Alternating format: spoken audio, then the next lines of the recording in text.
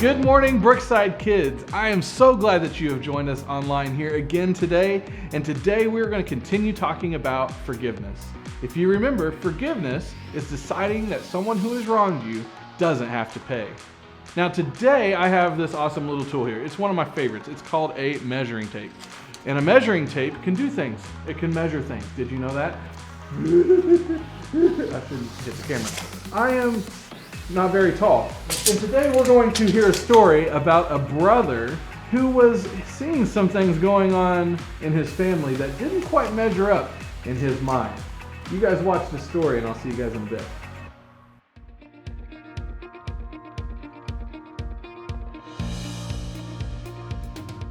Hey party people! I'm Erica, and actually I'm planning a party to celebrate fixing up my new apartment! All month long, we've been talking about forgiveness. Forgiveness is deciding that someone who has wronged you doesn't have to pay. Forgiveness can clean up some pretty bad messes, which is exactly what I've been doing around this place. So before we get this party started, I'm going to show you one last do-it-yourself hack involving my new kitchen table. My friend Chris volunteered to help me move it into the apartment, which was great of him until the incident. It was Chris's idea to turn the table sideways to get it in the door. I told him it wouldn't work, but he did it anyways and broke one of the legs. So guess what? I was right and he was wrong. Now look at my table. Meh. Ugh. So it was Chris's fault that I have to spend my whole afternoon showing you how to make a table more level. Thanks a lot, Chris. Guess who's not getting invited to the party now? It's you, Chris. Let's do this thing.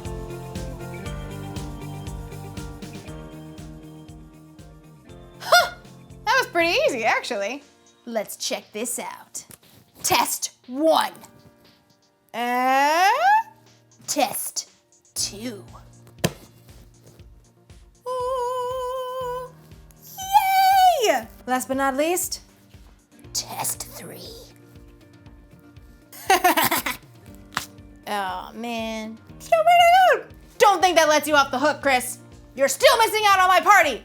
Today's story is about a guy who wasn't so sure he wanted to party. My party's going to be great, by the way. We're going to have music and games and snacks. And although Chris would usually be the one to bring the snacks, plus he plays the best games and picks really good music. Ugh!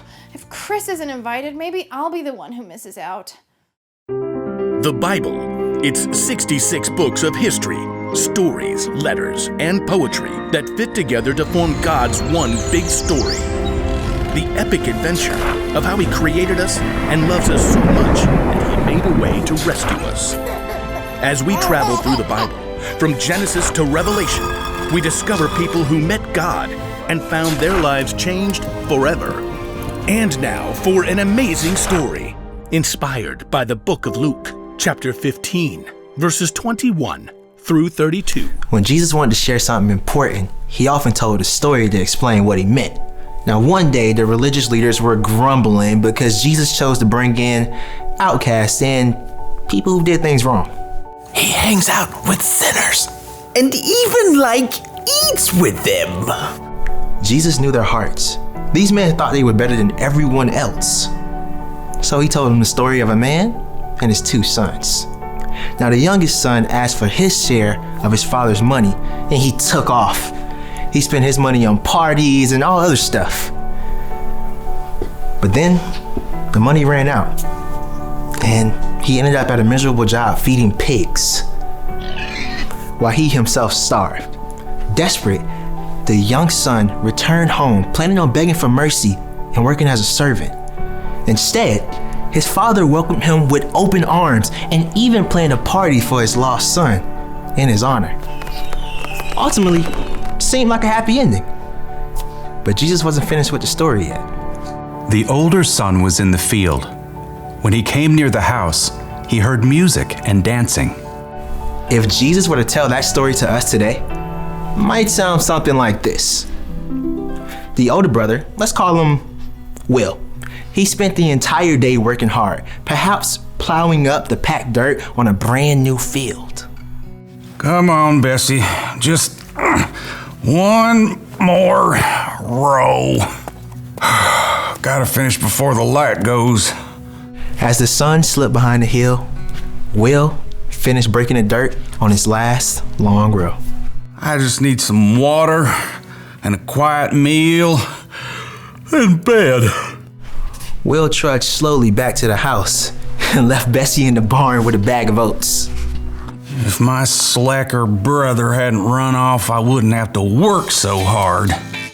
As Will neared the house, he was surprised to see the lights blazing from every window. What is going on? Will stopped, trying to make sense of all the activity and the music. Then, the back door opened. One of the servants stepped outside to throw out a bowl of scrap, and she turned to go back inside. Wait. The servant paused. What's happening? It's just the party for your brother. The what for my what? You haven't heard? Your brother showed up this afternoon. Your dad had the fattest calf killed and roasted to celebrate. He is so thankful Jake's safe. A party? My dad is throwing a party? I'll let the family know you're back. What? No. I am not coming in. The servant wrinkled her nose. Whew. You want someone to run you a bath first? Leave me alone. The servant hurried back inside. Will paced as his exhaustion vanished and anger coursed through his veins. I work all day. Every day. Has Dad ever thrown a party for me? Will stalked back and forth, fuming as the back door opened up again. His father hurried out. Will, here you are. Well, look at that. You decided to remember I exist. Your brother is back. He's okay. Well, that is just fantastic. We're all celebrating, but it's not complete without you. Come on inside.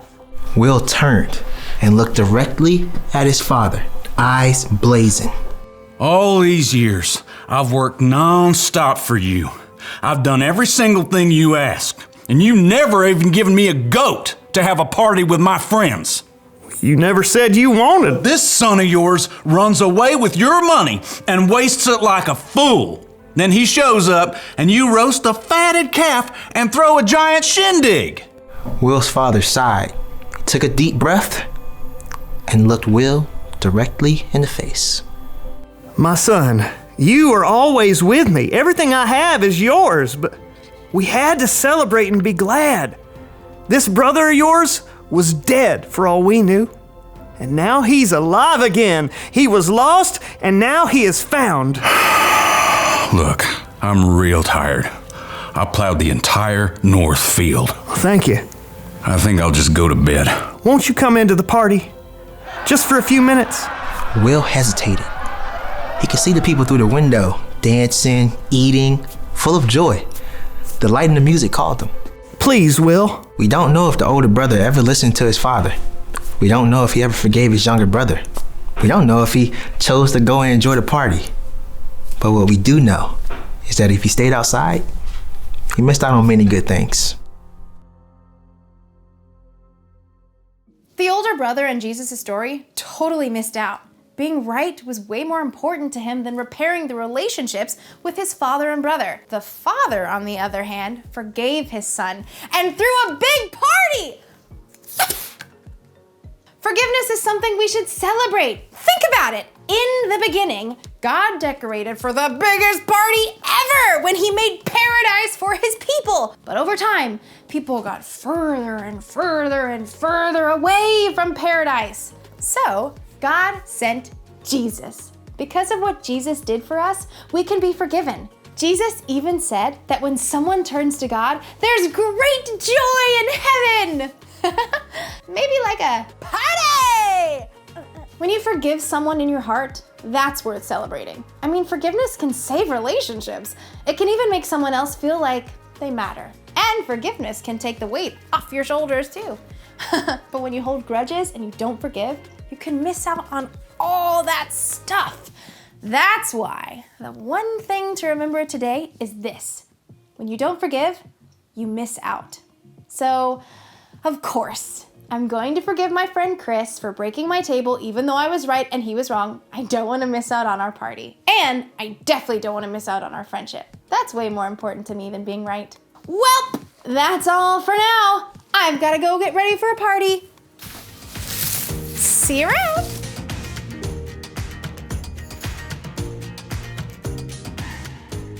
Sometimes I think all of us can be like the older brother in this story, where we might want to hold on to our anger and stand up for what we think is right instead of choosing to forgive.